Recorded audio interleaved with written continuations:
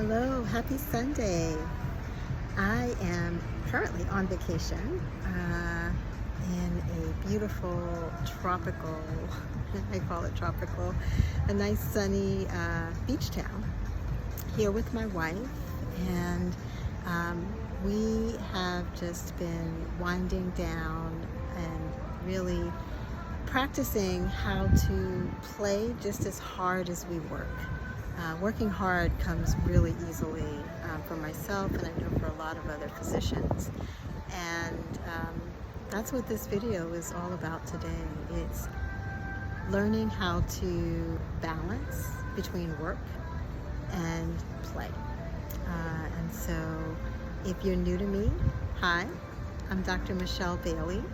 I help physicians to reimagine their careers and to explore non-clinical career options and make the decision as to whether or not they want to stay in clinical medicine or if they want to leave.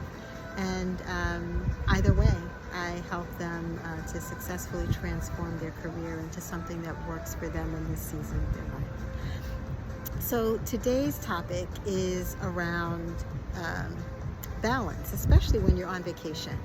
As I was preparing to go on vacation, a lot of colleagues, I'm in a non-clinical position now, and even there in the world of corporate, a lot of colleagues were, asking if I was going to truly be offline, because the culture is such that even when you're on vacation, you're checking email and you are not completely disconnected. And that's actually not what I want my life to be like, right? So when I'm at work, I'm all in, I'm giving 100%.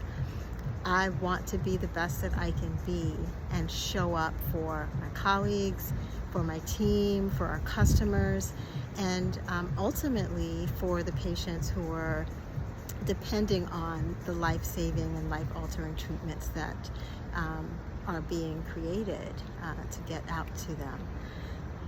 When I am not at work, I want to be able to completely unplug, and I will be the first to admit that that has been really difficult for me. The culture of medicine is such that you are always on, whether you are physically present in the office or not. And I just remember my wife telling me at times, even though you're not at work, your body is physically here, your mind is elsewhere. And you know how that is. You bring patients that you've seen home with you, the ones that have, symptoms that are going on, and you just feel like, I just can't figure out exactly what the underlying issue is and how to best help them, and or just being witness to the things that our patients confide in us. As a pediatrician, I would have parents talk to me and say, I don't know why I told you that. I never confided that information to anyone.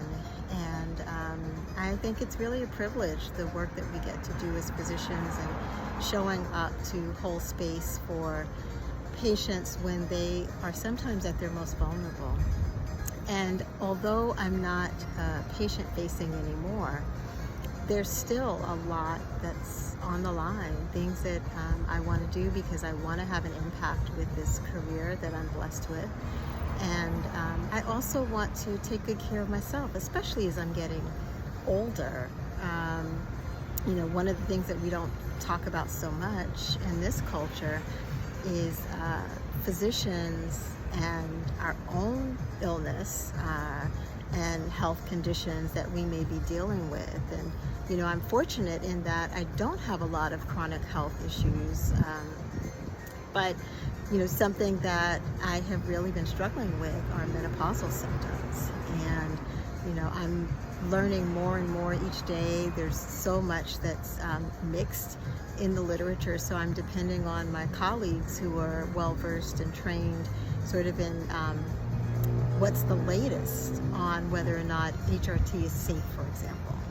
And so it can be really easy to just stay engaged and stay mentally active, where you're always thinking about work. And so this vacation, my wife and I decided to do it a little bit differently. And so I have not worked in the sense that I haven't opened my laptop, but I have opened my mobile phone once, and I didn't check a lot of email or anything like that. I actually didn't check email. I looked for one specific thing, and that's why I went on. But I am not the only one that finds this difficult. And why is that? Why is it that it feels so hard to just be completely unplugged? I have a couple of theories, and one thing I wanted to share today is the fact that we tend to stay busy sometimes if it is a way to kind of distance ourselves from things that aren't working as well as we would like them to in our lives. And so when you stop and you create breathing room and you create space for yourself, those things can rise to the surface, and it can be very uncomfortable to admit to yourself, for example, that your relationship isn't what you want it to be, or that it isn't what it once was, or that, oh my gosh, I've gained 10, 15 pounds. When did that happen? And so there are all of these things in other aspects of our life, the other hats that we wear as, a wife or a partner, a parent perhaps, a daughter, a sibling, not to mention just some of the areas I talked about in our personal lives, like managing our health. And so staying busy can sometimes distance you from the truth of the life that you're living, and it may not be a picture that you like when you see it. And so if you find that it's really difficult for you to detach from work, ask yourself, could that be one reason why you're staying busy? We can't really change anything unless we first acknowledge and admit it to ourselves. So that's been the case for me with weight. I noticed that my weight had creeped up. I gained about 15 pounds over the last decade. I felt like every 5 years there was a new set point, and now I'm ready to do something about that, and so I've been working on that. But again, you have to first acknowledge and admit what the reality of your current life is, and then explore, is that the life you want to be living, or do you want to do something different? And then what steps do you need to take to get to the results you want? So that's one thing. The second thing is, I think, the culture of medicine really rewards us for working hard. And so, with that identity can be a lot of praise for the work that you're doing. It's important work. It's often selfless work.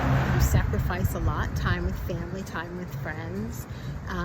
You invest a lot financially, emotionally, mentally, right? The training is long, the hours are long, but there's a lot of reward that comes from that as well. And so one other reason that you may not be disconnecting is from the dopamine hit that you get from the importance of the work that you do.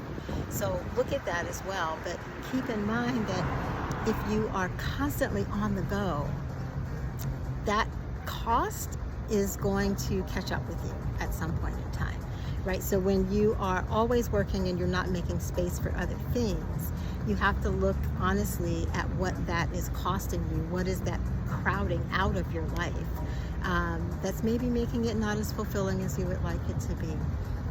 And then finally, I think the last thing is just sometimes we don't necessarily have the models of people who are successful and who are not engaged in that hustle culture and being on all the time. And so part of the reason that I am wanting to practice this and do this better is so that I can be a model for other physicians as well. I think we need to have more conversations about this and how we're able to find more ways to create breathing space in our lives. And so that's what I have for you today. I'd love to hear your thoughts. Share your comments down below. If you got something of value out of this video, please give it a thumbs up. Subscribe if you haven't already so that you can receive more videos like this, and share it. If you find that it's something that's been helpful to you, I'm sure you know a colleague or a fellow physician that may also benefit too. So please do share it. I appreciate that. And let me know in the comments other topics that you'd like to hear about as I'm creating these videos for you. That's all I have for today. Enjoy your Sunday and have a wonderful week ahead. Bye.